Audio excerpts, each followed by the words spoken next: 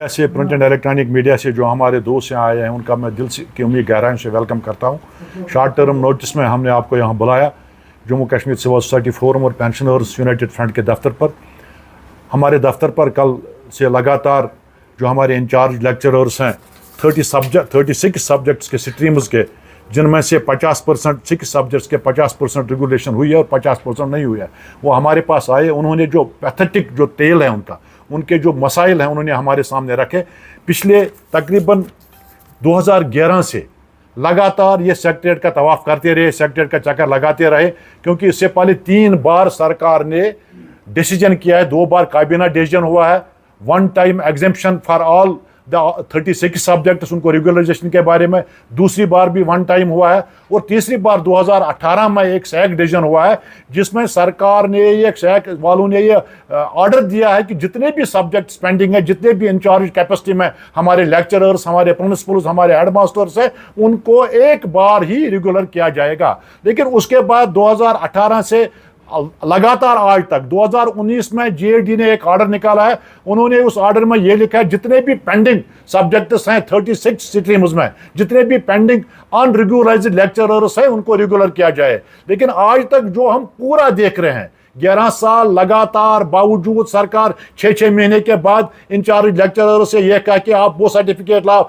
ये सर्टिफिकेट लाओ, vigilance clearance लाओ, कैरेक्टर सर्टिफिकेट लाओ, डिपार्टमेंटल इंक्वायरी लाओ, ये सब 6-6 बार 7-7 बार इन लोगों ने सरकारी दफातर में, डायरेक्टरेट में, सेक्रेटरीट में अपने कागजात जमा किए हैं। और 6 महीने के बाद लगातार ये करने के बावजूद कि उनको रेगुलर किया जाए, 6 महीने के बावजूद उनको कहा जाता है आप नए सिरे से तमाम डॉक्यूमेंट्स लाओ। और अब शर्म की बात है, ये हमारे इंचार्ज लेक्चरर्स हैं जो 36 स्ट्रीम्स के हैं, जिनमें 6 स्ट्रीम्स का 50% रेगुलेशन हुआ है और बाकी जो 30 स्ट्रीम्स हैं उनका सारा पेंडिंग है। कोई इंचार्ज लेक्चरर जो फार फ्लंग एरियाज में हमारे स्कूलों में, हमारे हायर सेकेंडरीज में काम करते हैं, बहुत मेहनत और मशक्कत से आप देख रहे हैं सरकारी स्कूलों में रिजल्ट भी बढ़ चुका है, हायर सेकेंडरी हर जगह पर आप देख रहे हैं वो हमारे बच्चों को किस तरह पढ़ा रहे हैं। हमारे हायर सेकेंडरी आज तो अपग्रेड और अपडेट हमारे लेक्चरर्स ने किया है। और हर साल 6 महीने के बाद जब भी आप विजिलेंस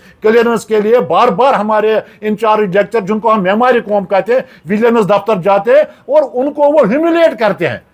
मुझे एक विजिलेंस डिपार्टमेंट के एक अफसर ने कहा क्या वजह है आपके ये इंचार्ज लेक्चरर्स, आपके ये हेडमास्टर्स 6 महीने के बाद हर साल रिटायर होने के बाद भी हमारे दफ्तर में आते हैं सर्टिफिकेट लेने के लिए? क्या उनका कोई पूछने वाला सेक्रेटरीट में नहीं है? क्या उनके ये जेन्युइन मामला है उसको कोई सुनता नहीं है? आप उनके पास क्यों नहीं जाते हैं? अब ये मेरे पास आए, मैं आपकी वसादत से रियासती सरकार तक, गवर्नर इंतजामिया तक ये बात पहुंचाना चाहता हूं कि जितने भी पेंडिंग अनरेगुलराइज्ड लेक्चरर्स हैं जिनकी रेगुलराइजेशन नहीं हुए, जितने भी 30 स्ट्रीम्स हैं या 36 स्ट्रीम्स में 50% हुआ है, और उनको फौरी तौर रेगुलराइज किया जाए और 15 अगस्त से पहले डीपीसी का इनेकाद किया जाए। अगर और दूसरी बात यह है जो डिपार्टमेंटल 50% कोटा है ये सारे अनरेगुलराइज्ड है, जो सरकार की तरफ से जो पीएससी का 50% है उनको उन्होंने कंप्लीट किया उसी वक्त रेगुलर हो जाते हैं। और ये एक अलमिया है, अगर सरकार किसी को प्रमोशन देती है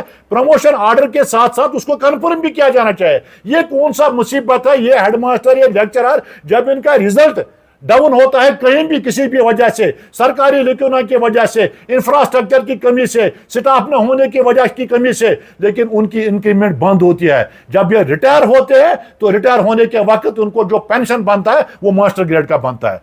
सजा तो उनको ओहदे का मिलता है, लेकिन जो अगर बेनिफिट होता है बेनिफिट नहीं मिलता है।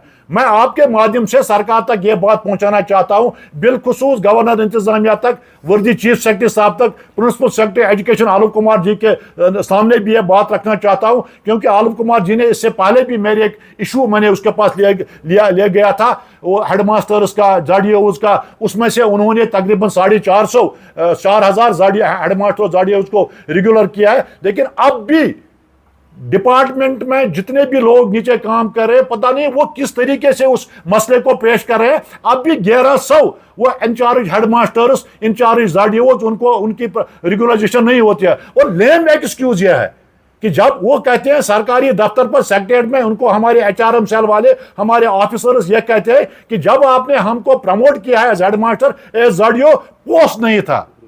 अगर प्रमोट किया गया तो किसके अगेंस्ट किया गया? अगर वो काम करता है किस कुर्सी पर बैठता है? अगर वो लाखों रुपए डिसबर्स करता है तो किस वजह से करता है? अगर वो उस वक्त वो रेगुलर इस वक्त तो काम करने की उसको इजाजत है, लेकिन जब बेनिफिट उसको काम करना होता है उसको नहीं देते। वही कंप्लीटली वही रिपीटेडली रिपीट किया जाता है हमारे इन इंचार्ज लेक्चरर्स के साथ, चाहे कोई भी स्ट्रीम हो, मैथ हो, स्टैटिस्टिक्स हो, पॉलिटिकल साइंस हो, उर्दू हो, एजुकेशन हो, इकोनॉमिक्स हो, एनवायरनमेंट साइंस हो, केमिस्ट्री हो, कश्मीरी हो, अरबी हो, पर्शियन हो, साइकोलॉजी हो, कोई भी सब्जेक्ट हो, उनके ये लेक्चरर अब इसमें से half of the lecturers they are retirees now.